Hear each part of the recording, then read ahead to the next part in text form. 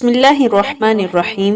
ایک شخص رسول اکرم صلی اللہ علیہ وسلم کی خدمت میں حاضر ہوا اور اس نے اپنے باپ کی شکایت کی، یا رسول اللہ، میرا باپ مجھ سے پوچھتا نہیں اور میرا سارا مال خرچ کر دیتا ہے۔ آپ صلی اللہ علیہ وسلم نے ان کے والد محترم کو بلوایا۔ جب ان کے والد کو پتہ چلا کہ میرے بیٹے نے رسول اکرم صلی اللہ علیہ وسلم سے میری شکایت کی ہے، وہ دل میں رنجیدہ ہوئے اور رسول اکرم صلی اللہ علیہ وسلم کی خدمت میں حاضری کے لیے چلے۔ چونکہ عرب کی گٹی میں شاعری تھی تو راستے میں کچھ اشعار ذہن میں کہتے ہوئے پہنچے۔ ادھر بارگاہ رسالت میں پہنچنے سے پہلے حضرت جبرائیل علیہ السلام آپ صلی اللہ علیہ وسلم کی خدمت میں حاضر ہوئے اور فرمایا کہ اللہ سبحانہ و تعالیٰ نے فرمایا ہے کہ ان کا معاملہ بعد میں سنیے گا، پہلے وہ اشعار سنے جو وہ سوچتے ہوئے آ رہے تھے۔ جب وہ حاضر ہوئے تو آپ صلی اللہ علیہ وسلم نے فرمایا کہ آپ کا مسئلہ بعد میں سنا جائے گا، پہلے وہ اشعار سنائے جو آپ سوچتے ہوئے آئے ہیں۔ وہ مخلص صحابی تھے، یہ سن کر رونے لگے کہ جو اشعار ابھی میرے زبان سے ادا بھی نہیں ہوئے، میرے اپنے کانوں نے ابھی نہیں سنے،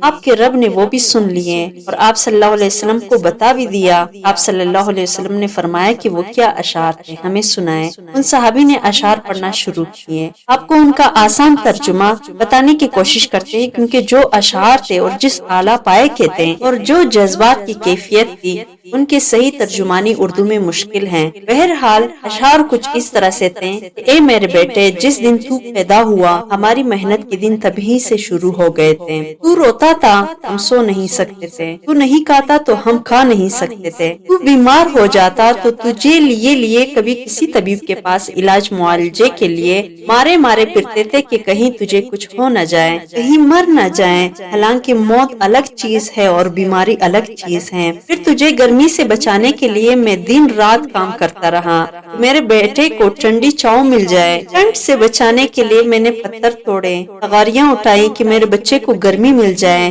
جو کمایا تیرے لیے، جو بچایا تیرے لیے۔ تیری جوانی کی خواب دیکھنے کے لیے میں نے دن رات اتنی محنت کی کہ اب میری ہڈیاں تک کمزور ہو گئی ہیں، لیکن تو کھڑیل جوان ہو گیا۔ پھر مجھ پر خزاں نے ڈیرے ڈال لیے، لیکن تجھ پر بہار آ گئی۔ میں جھک گیا، تو سیدھا ہو گیا۔ اب میری خواہش اور امید پوری ہوئی کہ اب تو ہرا بھرا ہو گیا ہے۔